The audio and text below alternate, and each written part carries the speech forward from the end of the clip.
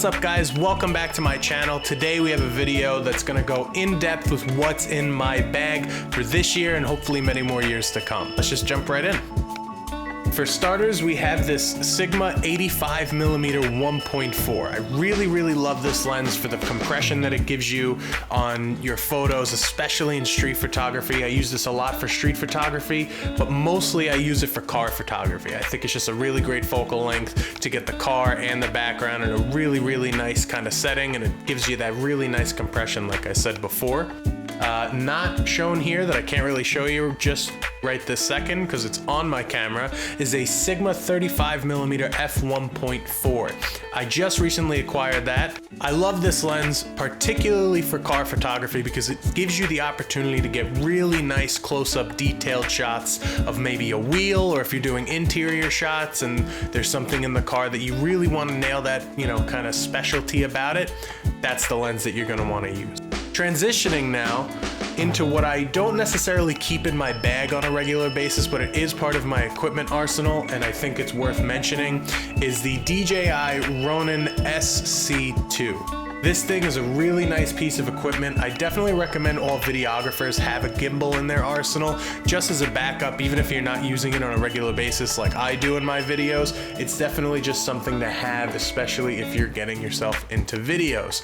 There's just something about having stabilization shots that you can't get handheld that it's really worth the purchase, and it's worth keeping in your arsenal as well. Next up, we're gonna start getting into the more finer details of what's in my camera bag, and we'll start off with this. It is my MacBook Air. Now this thing, there's nothing really too special about it, but it is enough to run Lightroom, which is what I use. This is not sponsored or partnered in any way, although, I mean, if you want me to continue to talk about your guys' stuff, feel free to message me. I definitely like to keep the Mac with me on a regular basis, especially if I'm going into the city and I have a long train ride to just sit and not really doing much anyway, so what better time than to just, you know, plug in the old SD card reader, which I usually keep with me on a regular basis as well. Plug that in. I transfer all of the photos typically from my SD card directly into this. This is a Samsung portable SD card T7. This is a 1 terabyte, if I remember correctly. This thing is super worth having, especially as a photographer or videographer. The speeds that you get editing off of this are just unmatched to anything else that you would normally edit off of, so I definitely recommend picking at least one of these up for your travels. This gets plugged into the laptop. I plug the SD card reader in and I transfer everything from the SD card onto this, and then I edit directly off of this with Lightroom. Moving on, the thing that I usually shoot my POV videos with, well, not usually, I do shoot my POV videos with, is a GoPro HERO 9 Black.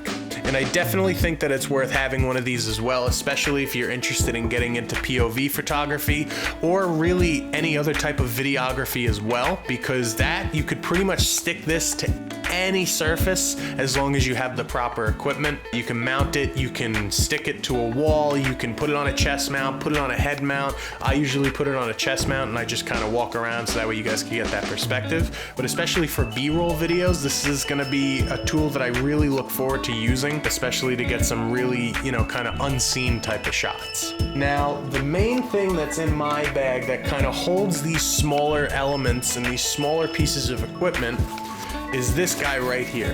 This is just an electronics bag. I usually try to keep this with me at all times, especially in my camera bag. It has pretty much all wires, anything that I might need. There's an Apple charger in there. I have a regular USB to USB-C and so on and so forth. I also try to keep just a little journal with me, you know, just in case I ever, you know, see a spot that would be really great for a car shoot, or, you know, I see a location that I could do for a client, or I could bring a model there, anything like that. I try to keep everything jotted down in a notebook. Everybody likes to write things down in their phones. I think that there's something nice about handwriting something. It also is good to help you remember things too. What else is in here, you might ask? I'll tell you. For starters, we got this guy right here. This is an SD card case, hard shell. I definitely recommend everybody get one of these just because it is so cheap, but it's not like cheap in the sense of like this thing could break. I think it's a worthwhile investment to house all your SD cards. Also, the good thing about this is that it actually came with a smaller SD card reader. So this one I'll keep with me in my pocket, maybe in the bag, in the camera bag. in the bag or the camera. I guess it's kind of like bagception almost. But anyway, I'll keep this one now at home, and then I'll use that other smaller SD card reader for when I'm on the go. I'll plug that into the Mac. Speaking of plugging things in, this is another drive that I have. I actually have two of these. This is a Seagate 5 terabyte hard drive. Now, the main difference between hard drive and solid state drive is typically the speeds. That's the main thing you really need to know about it. The SSD is going to be faster and way more reliable for transfer, read-write data speeds, things like that. Whereas this, I usually just use this drive for larger photo dumps. So if I have a lot on my SD card that I'm not going to use, or that's not going to a client, or that I'm not going to upload, it pretty much will all sit on either one of these drives. I have this one dedicated for my Mac, so that way it's formatted for that. And then I have another one plugged into my PC right over here. Next up, that is also in my camera, well, it's not really in my camera bag, it's in the electronics bag, but it's also not an electronic. But I definitely think everybody should have one of these, and that's this guy right here. This is a multi-tool. I definitely recommend everybody try to at least have one, either at home, in your room, in your bag, in your car, anywhere you want it. I would realistically recommend everybody have one of these. You're ever out in the field, you got to screw something in, unscrew something, cut something, you know, cut a piece of tape, fix a mount, anything like that. This is a really, really handy piece of equipment that I think everyone should have in general, but especially for if you're going to be out either in the wilderness shooting some landscapes, or if you're in the city and you just got to tighten something on your camera or on a tripod or anything like that. That's what you're going to want most. Moving on, let's take a look at the actual bags themselves. That's right, I said bags. I got two bags. What's that song?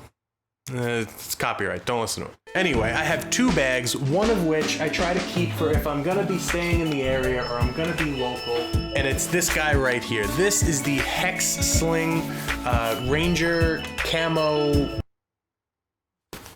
camera bag, but I think they call it a camera sling. Anyway, this thing is great. If I'm only going a short distance or I don't want to take a lot of equipment with me, this thing is really, really great to have because it just goes right over my shoulder. I keep whatever lenses on my camera, and then I also will bring the 85mm with me as well. It all fits perfectly inside this bag. If you open it up, and I won't go into too much detail, but if you open it up, there's a little pocket here. This is usually where I keep my batteries. Inside the bag itself, they give you these little foam dividers. I keep that. They give you these little foam dividers, which I usually keep one lens here and then the actual camera on this side. And then they have a bunch of other pockets too. I keep my wallet inside this front one. Then there's a larger one on the inside, which I'll probably keep extra batteries or, you know, SD card case, things like that. Anything really small will be nice to go in there. And it's also just really, really well made. I really like this bag. Again, this is not sponsored in any way, but I will be leaving links to most of this stuff in the description down below. Now, the main bag that I carry with me, it is the Brevita, or, well, I guess it's Brevity. The Brevity Jumper Backpack. Now, this thing is great. It's a nice, compact, small little backpack. It fits all of the stuff that I have shown you thus far in this bag. It's got a nice little side pocket over here. You can reach in, grab your camera out. It also has the top loading pocket to really organize things. Has a nice little pocket right up here. So that's usually where my electronics bag will go, the bag for the bag. It'll go right in there. Then it also has a laptop sleeve as well, which is where the Mac goes. And this bag is also great too. It's nice and soft, really well made, nice and sturdy. I've brought this bag out into the rain plenty of times, and this thing is actually really, really durable, and it keeps things protected. The material on it isn't ruined from being out in the rain, which I really think is important, especially for all of us who love rain photography or nighttime rain photography, anything like that. This bag is definitely going to be good for stuff like that. But anyway, that's the end of the video, guys. I really hope you enjoyed this one. I'm gonna try and keep these up annually as things could change. I don't think my camera's gonna change too much. I'm pretty content with what I have for the time being, but there might be other smaller things that'll change, you know, maybe like a lens or maybe a new SD card, maybe a new laptop in the future, who knows. But anyway, thanks again for stopping by, guys. Make sure you hit that subscribe button, that like button, and let me know what you guys have in the comments. I'd love to hear some of the things that you have. If there's anything out there that you you think that I would like or that you have and would be great for me or you think would be awesome for me, I'd love to hear it in the comment section down below. But with that all said and done, guys, I'll see you guys in the next one. Peace.